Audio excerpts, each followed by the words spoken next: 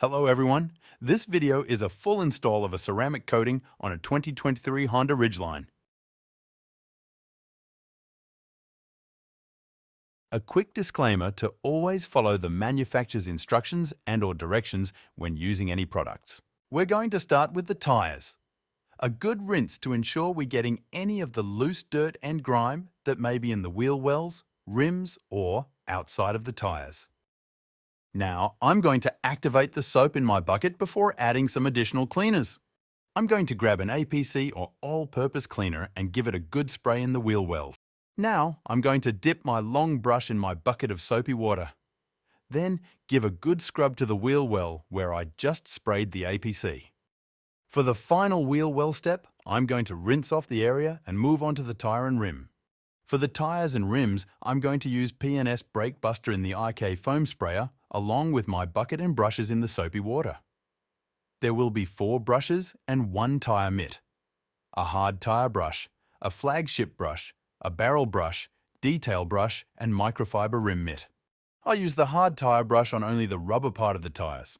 Next, I'm going to use the barrel brush at different angles to get as much of the dirt, grime and brake dust out of there as I can. I'll dunk the barrel brush as much as I need to, so I ensure everything is staying well lubricated, so I don't scratch anything.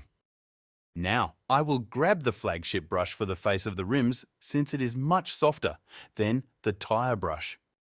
Now, I'll use the tyre microfiber wash mitt to ensure I didn't miss anything. Normally, I wouldn't leave the tyre sitting this long, but I lost my detail brush, so I had to go get another one.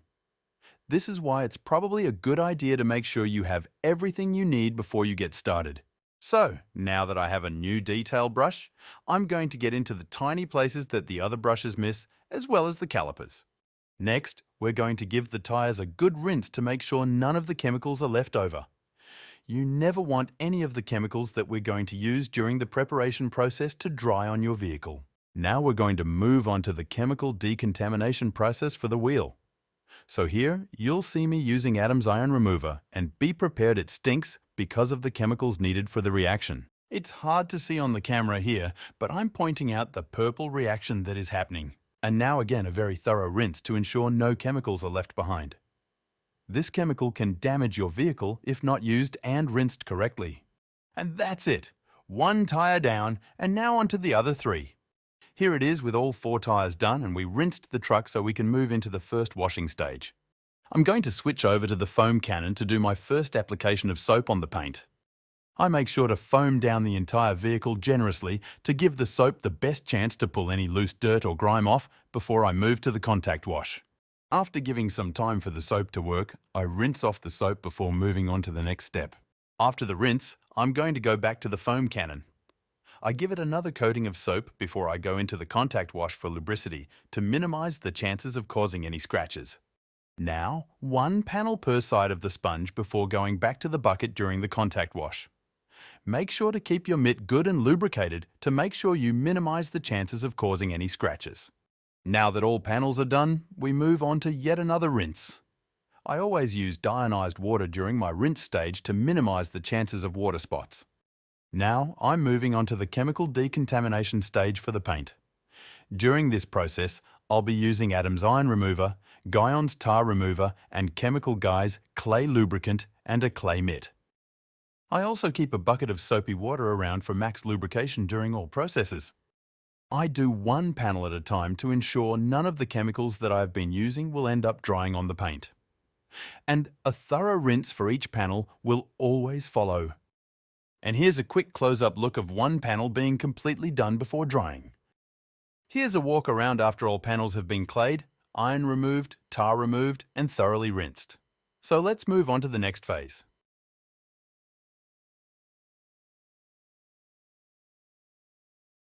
I'm going to use an electric blower to dry the vehicle. There is less of a chance to cause any scratches with the blower than there is with a drying towel. I'll start top down before moving on to the next step. Now I'm going to use Optimum No Rinse known as ONR to clean the inside door panels. Additionally, I'll use a small electric blower to dry them out. I'll also use the small blower for any cracks or small areas I might have missed with the larger electric blower when drying the main part of the vehicle. All right, all washed, decontaminated, clayed and dried. So we move into the garage for the polish stage. Work in small areas, normally 2 by 2. I do at least 3 passes to ensure coverage. After that, I wipe the excess polish off with a clean microfiber cloth before moving to the next 2 by 2 area. Here's a look at everything polished and ready to move on to the ISO preparation stage before the ceramic coating is applied.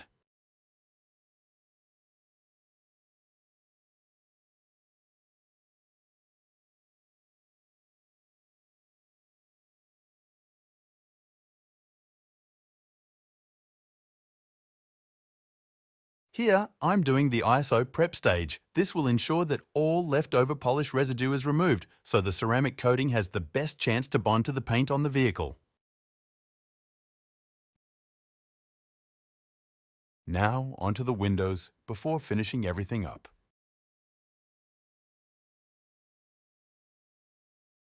Now that the ISO prep stage is done, I'm applying a ceramic coating by 3D to the plastic trim work for a nice additive to System X Max G Plus paint coating. I make sure to lay out everything I'm going to need for the coating install. Applicators, leveling microfiber, finishing microfiber, and the product itself. Here, I'm placing System X Max G Plus on my applicator, then applying it with the hex pattern to ensure that it covers the painted area that I'm working in. I'll wait for when the product starts to flash. Once this happens, I'll ensure to level it in the area I'm working in and use the finishing microfiber to remove any excess residue. All depends on environment as to how long you need to wait for the product to flash. Most of the time, for System X Max line, takes about 30 seconds for me. Now with the windows done, the coating on and leveled, throw away all towels and applicators used. It's not worth the chances of causing any damage on your next coating application. And here is the final walk around to make sure everything is good to go, level, clean, and no high spots. Throwing everything away also makes sure that you don't mistakenly wash a towel that was used on a ceramic coating install with other towels such as a drying towel or something.